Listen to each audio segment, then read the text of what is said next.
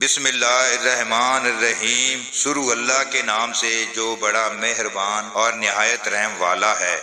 باب نمبر 21، لید وغیرہ سے استنجا نہ کیا جائے۔ حدیث نمبر 156، حضرت عبداللہ بن مسعود رضی اللہ عنہ سے روایت ہے، انہوں نے فرمایا نبی صلی اللہ علیہ وآلہ وسلم ایک دفعہ قضائے حاجت کے لیے تشریف لے گئے اور مجھے 3 پتھر لانے کا حکم دیا۔ چنانچہ مجھے 2 پتھر تو مل گئے، تلاش بشیار کے باوجود تیسرا نہ مل سکا تو میں نے خشک لید لی اور وہ آپ کے پاس لے آیا۔ آپ نے دونوں پتھر تو لے لیے اور لید کو پھینک دیا اور فرمایا یہ پلید ہے۔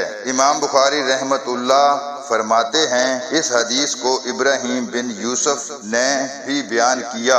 وہ ابو اسحاق سے روایت کرتے ہیں، انہوں نے کہا مجھے یہ حدیث عبد الرحمن بن اسود نے بیان کی۔ باب نمبر 22، وضو میں اعضاء کو ایک ایک بار دھونا۔ حدیث نمبر 157، حضرت ابن عباس رضی اللہ عنہ سے روایت ہے، انہوں نے فرمایا نبی صلی اللہ علیہ وآلہ وسلم نے وضو میں اعضاء کو ایک ایک بار دھویا۔ باب نمبر 23، وضو میں اعضاء کو 2 بار دھونا۔ حدیث نمبر 158، حضرت عبداللہ بن زید رضی اللہ عنہ سے روایت ہے کہ رسول اللہ صلی اللہ علیہ وآلہ وسلم نے اعضائے وضو کو 2 بار دھویا۔ باب نمبر 24، وضو میں اعضاء کو 3 بار دھونا۔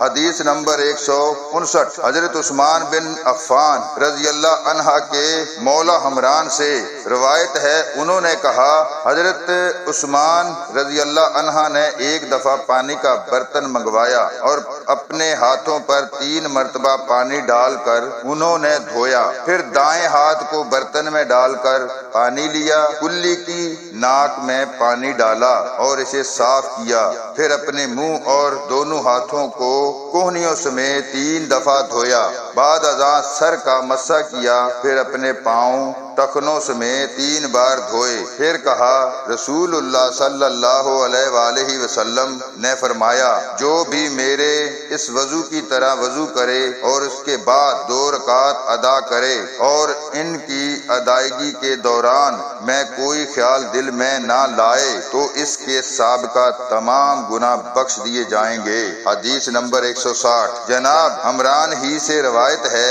کہ جب حضرت عثمان رضی اللہ عنہ نے وضو کر لیا تو فرمایا میں تمہیں ایک حدیث نہ سناؤں؟ اگر قرآن میں ایک آیت نہ ہوتی تو میں تمہیں وہ حدیث نہ سناتا۔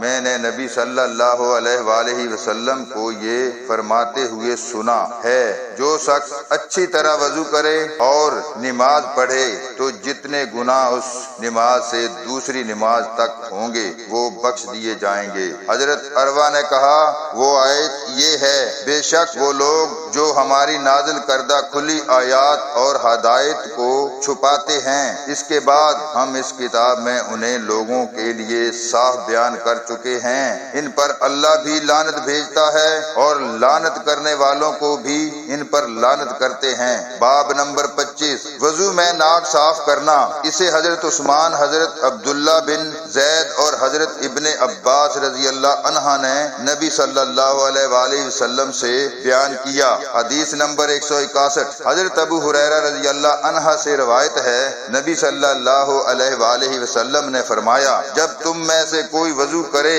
تو اپنے ناک میں پانی ڈالے اور اسے صاف کرے، اور جو شخص ڈھیلے سے استنجا کرے تو تاک ڈھیلوں سے کرے۔ باب نمبر 26، استنجا میں تاک ڈھیلے استعمال کرنا۔ حدیث نمبر 162، حضرت ابو ہریرہ رضی اللہ عنہ سے روایت ہے، رسول اللہ صلی اللہ علیہ وآلہ وسلم نے فرمایا جب تم میں سے کوئی وضو کرے تو اپنی ناک میں پانی ڈالے اور اسے صاف کرے، اور جو شخص ڈھیلے سے استنجا کرے تو تاک ڈھیلوں سے کرے، اور جب تم میں سے کوئی سو کر اٹھے تو وضو کے پانی میں اپنے ہاتھ ڈالنے سے پہلے انہیں دھو لے، کیونکہ تم میں سے کسی کو خبر نہیں کہ رات کے وقت اس کا ہاتھ کہاں کہاں پھرتا رہا۔ اللہ تعالی ہم سب کو دین کو صحیح معنوں میں سمجھنے کی توفیق عطا فرمائے، آمین ثم آمین۔